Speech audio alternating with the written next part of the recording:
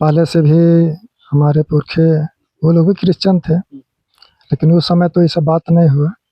और यहाँ तक आज का वर्तमान समय में तो ये राजनीतिक तूल पकड़ा जा रहा है। हम किसी से लड़ झगड़ के तो ये पद नहीं लिए हैं, और हमको पद का लोभ लालच भी नहीं है कि पढ़ा राजा हम बने, लेकिन तो पूर्वज लोग बनते आया है और इस तरह से अब हम लोग को दावा करना पड़ा। प्रति गांव को मतलब पढ़ा का पद दिया हुआ है, तो इसमें जो पहले से ऐसा कभी नहीं हुआ है।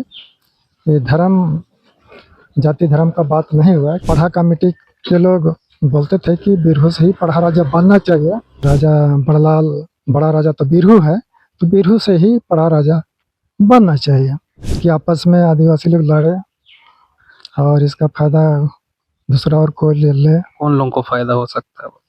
अब तो जो तूल दे रहा है वही लोग समझ सकता है। जोहार, नमस्कार, मैं संजय मुंडा। आज हम पहुंच चुके हैं खूंटी। खूंटी में पहाड़ा राजा, जिस तरीके से अभी चीजें चल रही हैं, पहाड़ा राजा चुना गया है और यहाँ पे हम पहुंचे हैं सेवियर सांगा के घर। आखिर पहाड़ा राजा जो बने हैं और उनके साथ और एक बने हैं जिनका नाम लिया जा रहा है मार्कस। आखिर क्या ऐसी चीजें हैं जो कि समाज में चल रही है? आखिर विवादें क्यों हो रही है और विवादें क्यों नहीं होनी चाहिए? बहुत सारी बातें हैं, हम जानने आए हैं यहाँ पे। हमारे साथ हैं जेवियर सांगा जी। दादा, सबसे पहले आपको शुभकामनाएं। हाँ, आपका चैनल को भी और आपके दर्शक को भी मेरे ओर से जोहार। दादा, आप को पहाड़ा राजा माना गया है, चुना गया है। क्या लगता है, जो इतने लोग हैं आप लोगों को, आपको कह रहे हैं कि आप पहाड़ा राजा, आपको नहीं बनना चाहिए, उन लोगों के लिए आप क्या कहेंगे? देखिए, ये पढ़ा राजा का बात है। ये 56 मौजा इधर संगा पढ़ा का बात है, और इसमें हम अपने से इस पद को हम नहीं लिए हैं। ये सर्वसम्मति से ही लिया गया है। इसमें बहुत बार बैठक हुआ पढ़ा के अंदर, और इसमें हमको ये बुलाया गया और बैठक में ये कहा गया कि पढ़ा पद तो राजागढ़ बिरहू से ही पढ़ा राजा होना चाहिए, क्योंकि 4 पीढ़ी से हमारे बिरहू राजागढ़ से राजा थे। और इस तरह से अंतिम राजा इतमोन संगा थे, और वो अपना बुढ़ापा अवस्था के चलते वो अपना पद को पढ़ा में समर्पित किए। और वही समय बाबा, जो ये राजा थे, क्या वो रूढ़िवादी परंपराओं के अनुसार थे या फिर वो क्रिश्चियन थे? वो पहले से क्रिश्चियन थे। तो बाबा, जैसे कि क्रिश्चियंस जो हैं वो राजा बनते हैं, वो जैसे कि समाज में कहा जा रहा है कि क्रिश्चियन से राजा नहीं बनना चाहिए, इसमें कितनी सत्यताएं हैं, इतिहास क्या है, थोड़ा सा बताइए। क्योंकि अभी के जो लोग हैं वो कहते हैं कि क्रिश्चियन से नहीं बनने चाहिए। देखिए, पढ़ा पद परंपरा पद तो है, लेकिन इसमें हमारे पूर्व से भी क्रिश्चियन लोग पढ़ा राजा बनते आए हैं। जैसे नाथनील संगा, वो भी क्रिश्चियन थे। फिर उसके बाद मानसिद संगा थे, वो भी क्रिश्चियन था। उसके बाद इतमोन संगा, वो भी क्रिश्चियन था। और इस तरह से अन्य पढ़ा में भी क्रिश्चियन राजा लोग बने हुए हैं। और इसमें जहाँ तक मेरा विचार है, इसमें धर्म का बात को नहीं उठाना चाहिए। ये तो प्रशासनिक पद है। जो पढ़ा व्यवस्था को चलाने के लिए 17 पद है, और हर गांव से गांव को पद दिया गया है। जैसे पांडे वो चिट्ठी लिखने का काम करेंगे, दीवान हुआ वो सचिव चिट्ठी लिखेंगे, उसको गांव-गांव में वो डाकिया का काम करेंगे दीवान।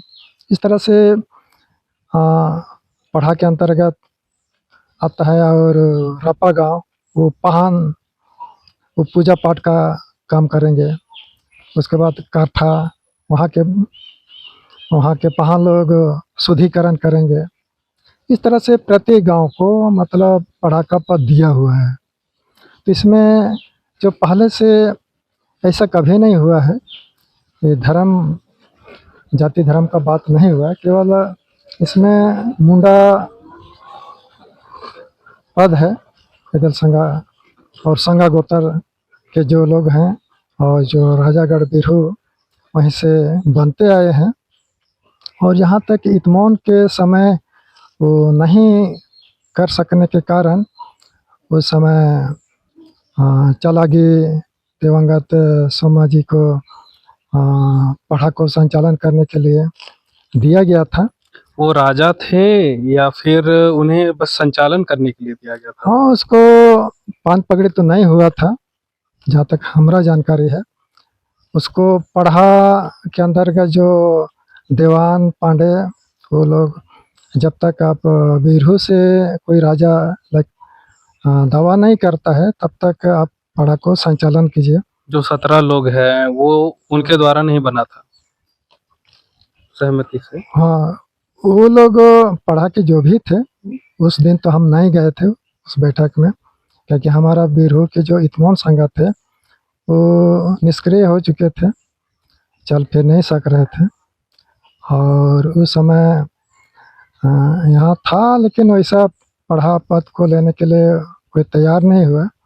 तो हाँ, कमेटी में बात किया, पढ़ा में भाई बात किया कि जब तक बिरहू गांव से तैयार नहीं होता है तब तक पढ़ा को संचालन करने के लिए किसी को तो खड़ा करना पड़ेगा।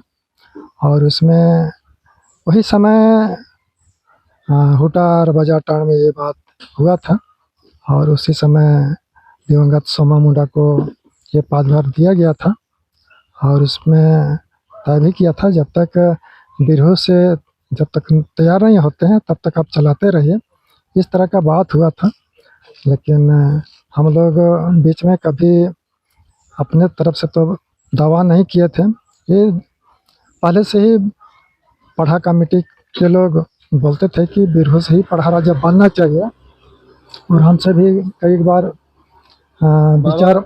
एक क्वेश्चन ये भी है कि बिरहू से ही क्यों पहाड़ा राजा बनना चाहिए, इसके पीछे का इतिहास क्या है?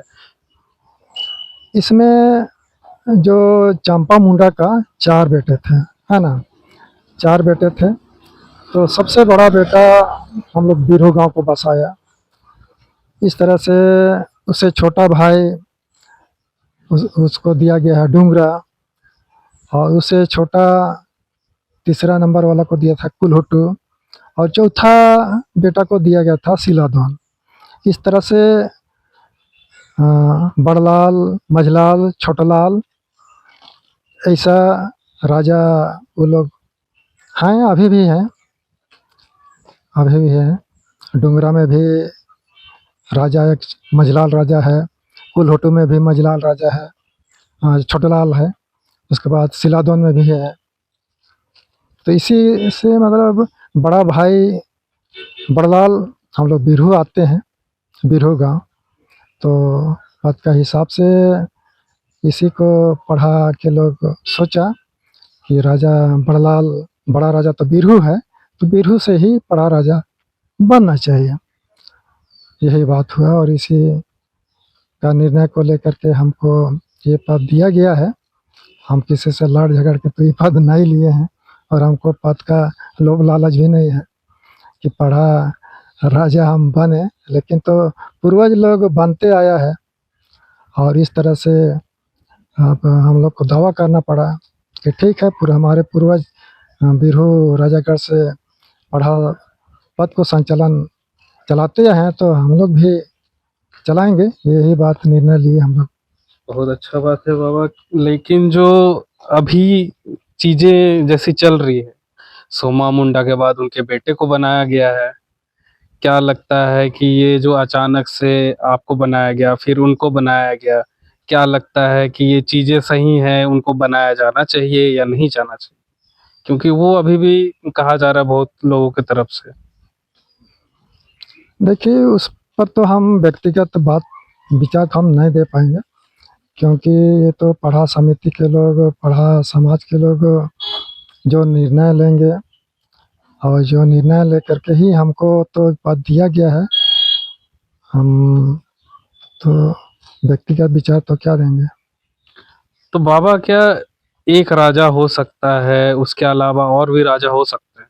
क्योंकि बहुत लोग का ये थोड़ा सा उनके अंदर थोड़ा सा ये चीजें वो समझ नहीं पा रहे हैं कि एक राजा से दो राजा हो सकते हैं कि नहीं, या फिर और राजा भी हो सकते हैं। ये बात तो मैं पहले कह चुका हूँ। बीरहो से बड़लाल बड़ा राजा होता है, डुंगरा से मझला, फिर कुलहुटू से छोटा राजा, और सिलादौन फिर छोटा राजा। इस तरह से 4 राजा तो पहले से था ही। और इस तरह से अगर समाज पढ़ा समाज चाहता है कि तो 5वां राजा भी हो सकता है। तो मार्कस भी राजा हो सकता है। हो सकता है पढ़ा समाज अगर चाहेगा तो। तो दादा इसमें दिक्कतें क्या आ रही हैं कि आप लोग एक साथ चीजें एक साथ रहती हैं तो एक ताकत आता है, एक बल आता है समाज में। तो ये जो इधर की उधर की बातें हो रही है, क्या लगता है ऐसे समाज को आप लोग एकजुट कर पाएंगे? ऐसे समाज को आप लोगों को समाज को बटोर के रखने के लिए, चलाने के लिए आप लोगों को चुना जाता है, तो ऐसे क्या आप लोग चला पाएंगे? क्योंकि आप लोग एक दूसरे में तो अभी बन नहीं रहा। प्रयास किया जाएगा, क्योंकि पूर्वज लोग सबका प्रयास से चलाते आया है, तो हम लोग को भी प्रयास करना पड़ेगा। तो क्या वो समझेंगे इस चीजों को? हाँ, समझना चाहिए। आप लोगों ने बातें की हैं इस तरह? हाँ, हाँ, मतलब सामना सामने तो बात नहीं किए हैं। ये पद के को लेकर के हम लोग बात नहीं किए हैं। शहीद सोमा मुंडा जी की जो पत्नी है, उन्होंने जैसे कहा कि रूढ़िवादी परंपरा से जो आते हैं, खुटखटी से जो आते हैं, उन्हीं को राजा बनना चाहिए। आपको क्या लगता है? देखिए, ये तो जाति गोत्र का बात है, और ये प्रशासनिक पद है।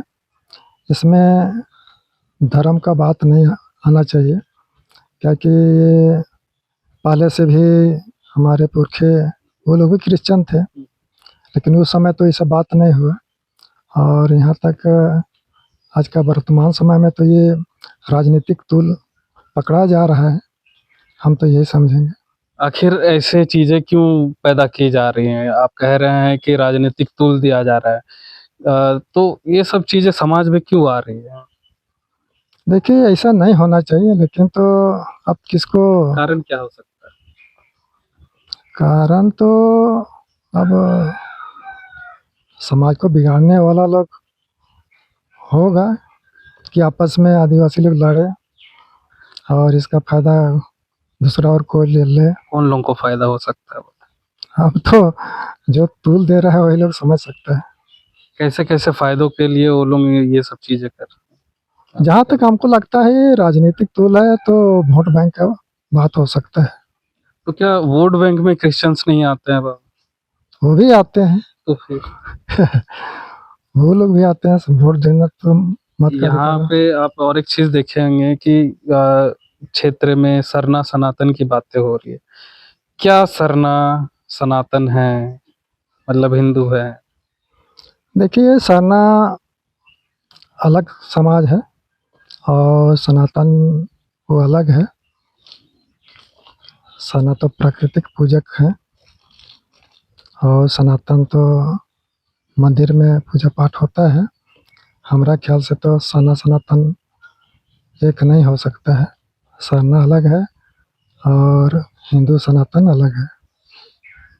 बाबा क्या लगता है आप लोगों को, सब लोगों को एकजुट होना चाहिए फिर से, जैसे अभी अलग अलग हो रहे हैं सब? एकजुट तो होना पड़ेगा, तभी समाज चलेगा। आपस में लड़ने से तो समाज नहीं चलेगा।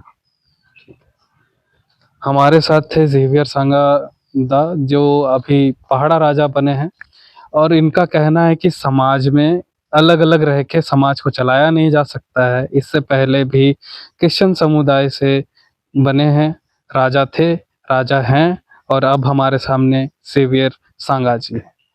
हमारे साथ ऐसे ही खबरों के लिए और समाज से जुड़े खबरों के लिए, आदिवासी समाज के हित के लिए हमारे साथ बने रहिए। हमारे साथ ऐसे खबरों के लिए हमारे चैनल को सब्सक्राइब कर ले। मैं संजय मुंडा, बवाल न्यूज़, जोहार। खबर का मतलब बवाल न्यूज। हमारे चैनल को सब्सक्राइब जरूर करें।